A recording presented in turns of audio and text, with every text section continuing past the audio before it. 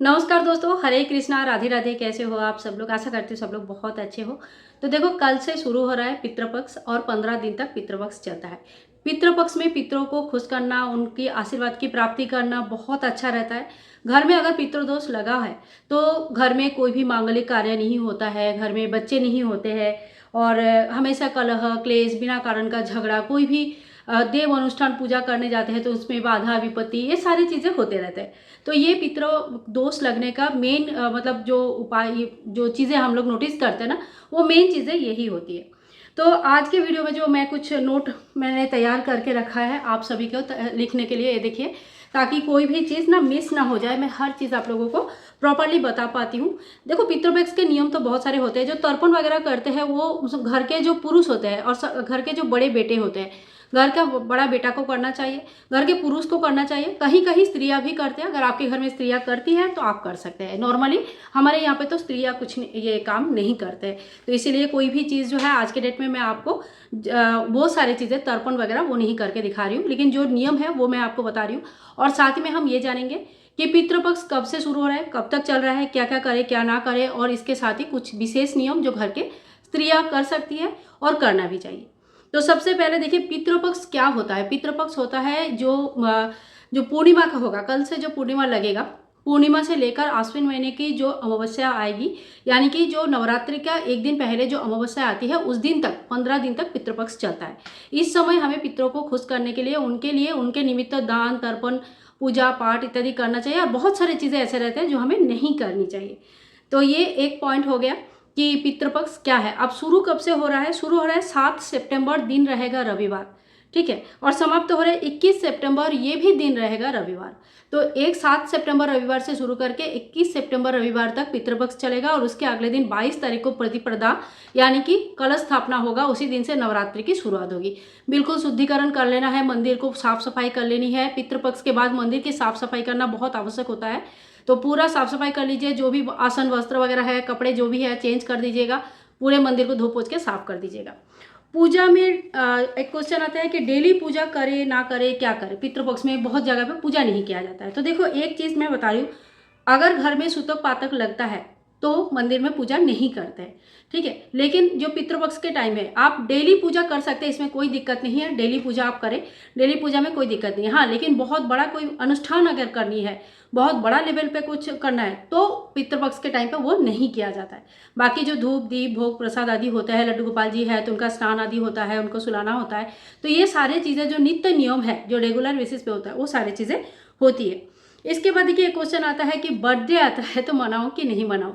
अगर birthday adult मतलब घर के जो बड़े हैं उनके आते हैं तो आप चाहे तो अवॉइड कर सकते हैं उस टाइम पे। लेकिन बच्चों का बर्थडे जो पितृपक्ष में ही आता है और हर साल आएंगे, तो आप उन चीज़ों को अवॉइड नहीं कर सकते। तो ऐसे में क्या करें, पितृपक्ष के पहले ही आप उनके लिए कपड़े गिफ्ट वगैरह जो लेना है वो लेके रख लीजिएगा। एक बार पहन लीजिएगा कपड़े, एक बार पहना के छोड़ दीजिएगा, ताकि एक बार पहनना हो जाता है। गिफ्ट वगैरह भी जो नया पैकिंग है वो खोल लीजिएगा, ठीक है। ऐसा होना चाहिए कि एक बार उसकी यूज़ हो गया, उसके बाद आप बर्थडे मना सकते हैं। बच्चों का बर्थडे मना सकते हैं, कोई दिक्कत नहीं। लेकिन बड़ों का जो होता है ये आप चाहे तो अवॉइड कर सकते हैं, क्योंकि इस समय जो है ना कोई मांगलिक कार्य नहीं किया जाता है। इसके बाद देखिए, नया कपड़ा, बहुत लोग पूछते हैं नया कपड़े का दीदी क्या करें।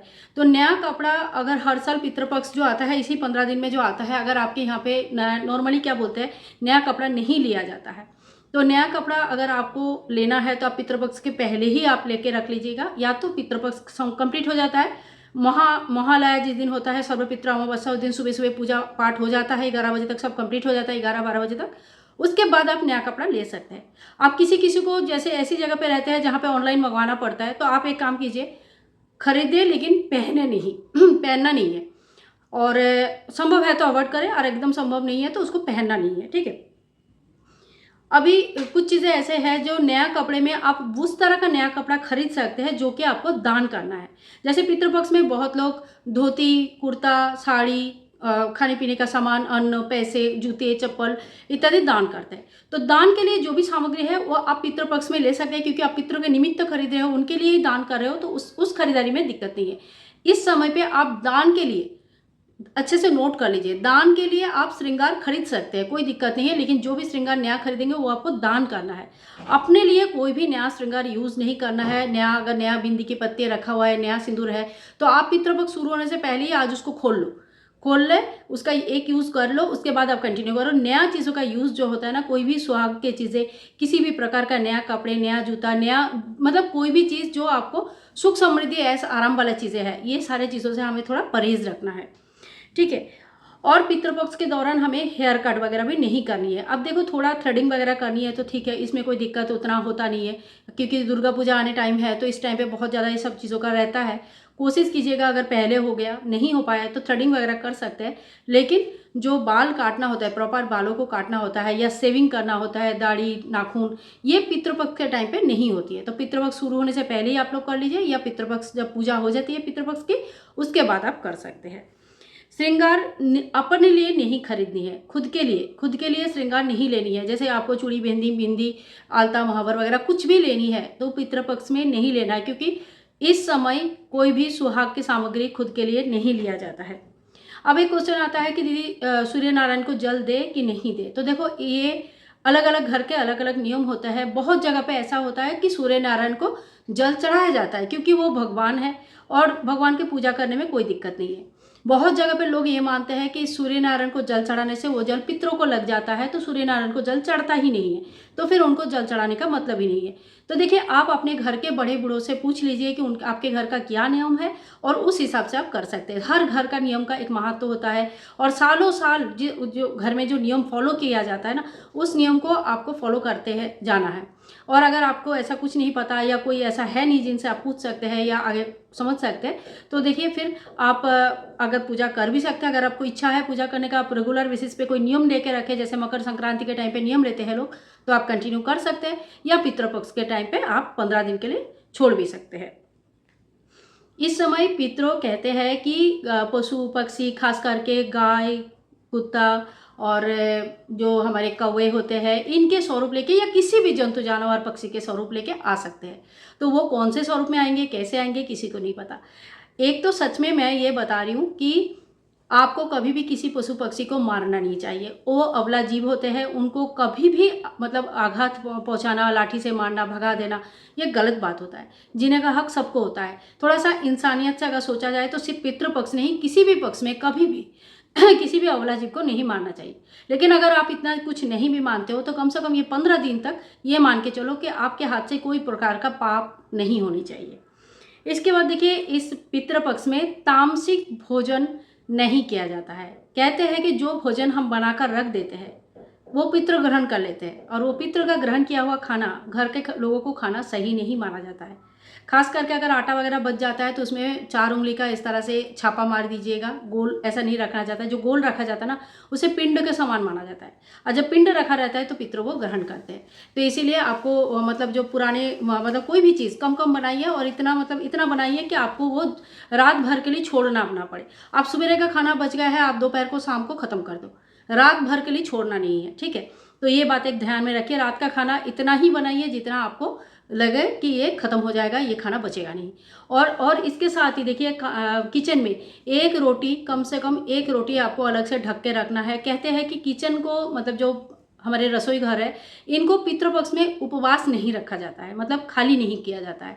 और 1 गिलास जल किचन के बाहर, जो दक्षिण की तरफ मुंह करके किचन के बाहर, किसी एक, आप चाहे तो पटला रख लीजिए, चाहे तो एक ईंटा रख लीजिए, उसके ऊपर थोड़ा सा चंदन का टीका कर दीजिएगा, और 1 गिलास पानी ढक के रख दीजिए। डेली नहा धो के 1 गिलास पानी रख दीजिए, अगले दिन नहा धो के वो जो पानी है उसको आप किसी पेड़ पौधे में डाल सकते हैं, सिंक में डाल सकते हैं, और चेंज करके दोबारा 1 गिलास पानी रख दीजिए। ये घर के बाहर करना है, घर के अंदर नहीं रखना है। घर के अंदर जो रोटी आप रखेंगे, एक रोटी किसी के नाम पे नहीं, एक रोटी रखा रहेगा। ये जो रोटी है, ये रोटी अगले दिन कौवे को या कुत्ते को या गाय को या किसी भी जंतु जानवर जो आपके आसपास कहीं मिल जाए आपको, उनको आप खिला सकते हैं। तो ये एक काम पितृपक्ष में हमेशा करना है। एक चीज़ और बताओ, कोई भी इस समय शुभ मांगलिक कार्य नहीं होती है। तो आपके घर में कोई लड़की का ब्याह होने वाला है, उसके लिए बातचीत करनी है, गहने बुक करनी है, इस तरह का भी काम नहीं किया जाता है। मतलब कोई भी काम जो कोई शुभ मांगलिक भविष्य के साथ जुड़ा हुआ कोई अच्छा काम है, जैसे आप घर खरीदने वाले हो तो उसका रजिस्ट्रेशन करनी है, या गाड़ी लेने वाले हो, या कपड़े लेने वाले हो, कोई भी ऐशो आराम वाली चीज़ें, कोई भी मांगलिक कार्य, इस समय कोशिश कीजिएगा कि इस 15 दिन में बिल्कुल ना हो, बातचीत भी ना हो। इस 15 दिन होने के बाद ही आप आगे बात बढ़ाइए। इसके बाद देखिए, जो लोग पीला सिंदूर लगाते हैं, अब हमारे यहाँ तो पीला सिंदूर नहीं लगाते, हमारे यहाँ तो लाल सिंदूर 12 महीने लगाया जाता है। लेकिन जहाँ पे बहुत सारे नॉर्थ इंडिया में, यूपी में बहुत सारे जगह पे पीला सिंदूर लगाया जाता है, बहुत शुभ माना जाता है। तो जो लोग पीला सिंदूर लगाते हैं, पितृपक्ष में उनको नहीं लगाना है। आप लाल सिंदूर लगा सकते हैं, लेकिन पीला सिंदूर जो है पितृपक्ष में नहीं लगाया जाता है। इसके साथ साथ देखिए, पितरों के लिए भोजन रखा जाता है। ये घर के लेडीज भी कर सकते हैं। घर के पुरुष तो तर्पण वगैरह करते हैं, तो नहा धो के वो एक तांबे का या किसी भी लोटे में एक थोड़ा सा जल लेके, थोड़ी सी काले तिल फूल वगैरह डाल के अपने पितरों के नाम पे जल चढ़ा सकते हैं प्रतिदिन। ठीक है, जो पंडित जी जो पूजा करवाते हैं वो तो अलग ही हुआ, बाकी अपने लिए प्रतिदिन जल चढ़ा सकते हैं। ये घर के छोटे बड़े मिडिल वाले बच्चे, जो भी लड़के हैं पुरुष है, कोई भी कर सकता है। लेकिन जो लेडीज़ है, लेडीज़ क्या करेंगे, जो खाना बना आपका शुद्ध सात्विक तरीके से इस समय खाना बनाना चाहिए। इसमें घर में जो नॉनवेज है तो बिल्कुल नहीं बनाना चाहिए। बहुत सारे घर में प्याज लहसुन भी नहीं बनाना चाहिए। लेकिन आपके यहाँ अगर बनता भी है, मेरे कहने से तो वो बंद होगा नहीं, अगर बनता भी है तो आप थोड़ा सा पितरों के लिए शुद्ध सात्विक भोजन सबसे पहले बना लीजिए, अपना घर का कोई भी खाना बनाने से पहले। अगर आपका पूरा सात्विक खाना है तो आप एक ही साथ बनाइए, उसमें से खाना निकल के साउथ की तरफ, घर के बाहर साउथ की तरफ थोड़ा सा रख दीजिए डेली। ठीक है, और अगर आपके घर में ऐसा नहीं है नियम, क्योंकि हस्बैंड खाते हैं, प्याज लहसुन खाते हैं, बच्चे खाते हैं, नियम नहीं माना जा सकता है, घर में बहुत लोग हैं, सब लोग नहीं मानते, बहुत सारे परेशानी होती है घर में, इस तरह का परेशानी है, नॉर्मल है। तो अगर ऐसा है तो आप कुछ भी भोजन, मीठा भोजन हो, सब्जी हो, रोटी हो, पराठे, जो भी आपको लगे, आप थोड़ा सा शुद्ध सात्विक तरीके से सबसे पहले बनाकर एक द्रोण में या किसी जो पत्तल होते हैं उसमें रख के, लोहे के सामान में मत रखिएगा, कभी भी लोहे का सामान यूज़ मत कीजिएगा, ध्यान रखिएगा। तो उसमें पत्तल वगैरह में रख के, आप चाहे तो अगर आसपास कहीं पीपल का पेड़ है वहाँ रख के आ सकते हैं, अपने घर की छत पे रख सकते हैं, छत पे से चिड़िया खा लेते हैं, या जहाँ पे भी चिड़िया वगैरह गाय गोरू आते हैं या कुत्ते आते हैं तो आप वहाँ पे छोड़ सकते हैं, तो पितर किसी भी रूप में आके ग्रहण कर लेते हैं। ठीक है, तो ये काम एक लेडीज़ कर सकते हैं। और बाद में जो खाना पीना हम निकालते हैं, जैसे हमारे ऐसे फ्लैट है तो हम खाना पीना जो है ना बैल्कनी में निकालते हैं, तो बाद में उस खाने का क्या करें। तो ये ऐसे खाना जो होता है वो गाय को या कुकुर को या तो फिर जो कौवा होता है उनको, किसी भी पशु पक्षी को खिला दिया जाता है। सबसे बेस्ट है कि अगर कौवा आके लेके जाता है तो कहते हैं कि पितरों खाना लेके गए हैं, तो ये आप कर सकते हैं। लेकिन पितरों को चढ़ाया गया जो भोग है किसी भी इंसान को नहीं दिया जाता है, इसमें ध्यान रखिएगा।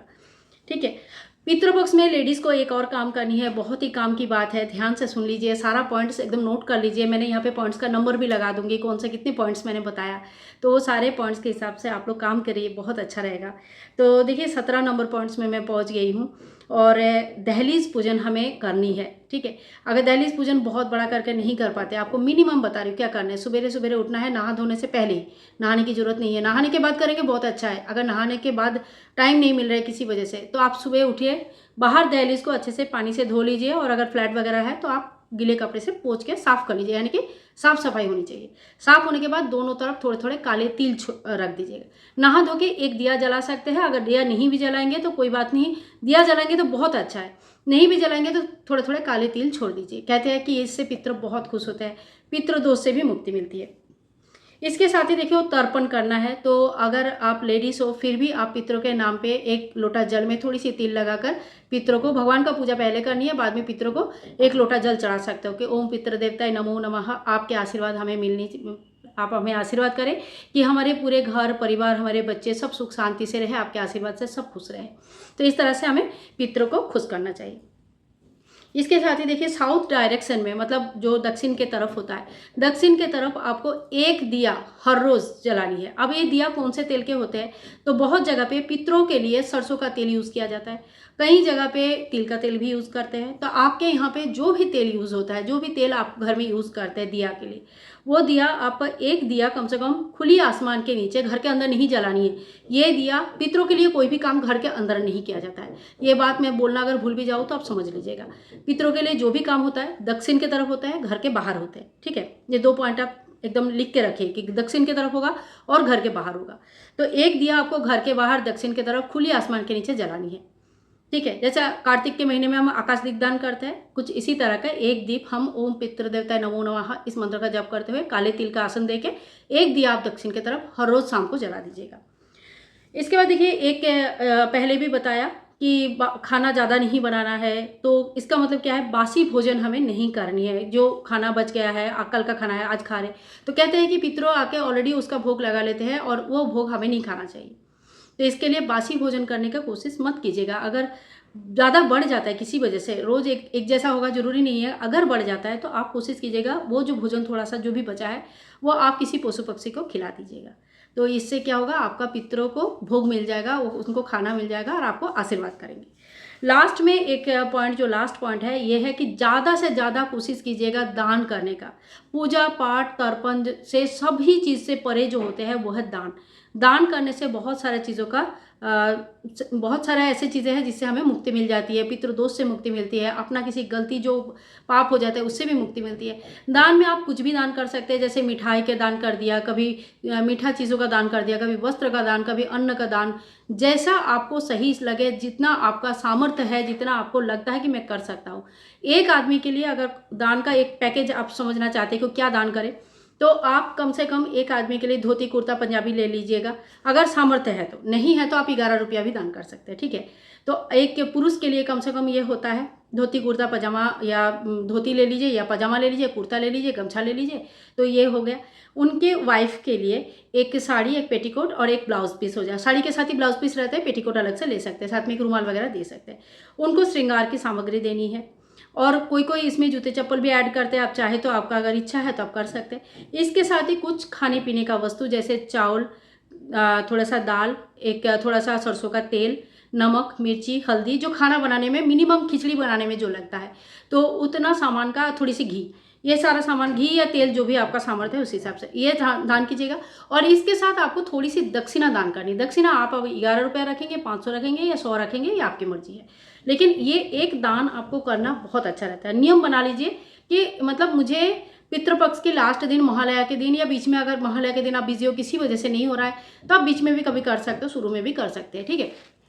तो इसमें आपको एक दान करनी है। उतना दान का सामग्री जो दान करेंगे वो आप पितृपक्ष में खरीद भी सकते हैं, पूजा करके उनका दान भी कर सकते हैं। अगर घर में पुजारी नहीं है, आपको दान करना है लेकिन पूजा नहीं करवा सकते घर में, तो दान के जो सामग्री है भगवान के सामने रखिए। सबसे पहले हाथ में एक लोटा जल में से थोड़ा सा जल लीजिए, 3 बार इस तरह से गोल गोल घुमा के सामग्री के ऊपर वार लीजिए, हाथ जोड़ करके बोले, हे पितृदेव, आपके निमित्त ये सारे दान मैं कर रही हूँ, आपके आशीर्वाद हमारे संपूर्ण परिवार के ऊपर हमेशा रहे। इस तरह से एकदम शुद्ध जो भाषा आपको आता है, जो आपके मन की इच्छा है, यही आपने पितृदेव के लिए बोलना है, और फिर वो सामान आप दान कर सकते हैं, ठीक है। जल से वार के ही दान करना है। सो फ्रेंड्स, ये वो कुछ पॉइंट्स था जो कि पितृपक्ष में हमें करना चाहिए। और अगर आप लोगों को ये वीडियो पसंद आया है, अच्छा लगा है, यूज़फुल लगा है, तो प्लीज़ चैनल को सब्सक्राइब करके रखिएगा, और इसी तरह का वीडियो देखने के लिए चैनल के साथ जुड़े रहिएगा, और लाइक कीजिएगा, शेयर कीजिएगा। मिलूंगी नेक्स्ट वीडियो में। जो नियम आप लोगों को बताया है, ये सारे नियम आप चाहे तो सारे नियम करें, पालन करें, और अगर संभव नहीं है तो इसमें से जो भी नियम आपको सही लगता है आप कर सकते हैं, उतना नियम आप पाल लीजिएगा। तो आज के लिए इतना ही, मिलूंगी नेक्स्ट वीडियो में। तब तक के लिए हरे कृष्णा, राधे राधे।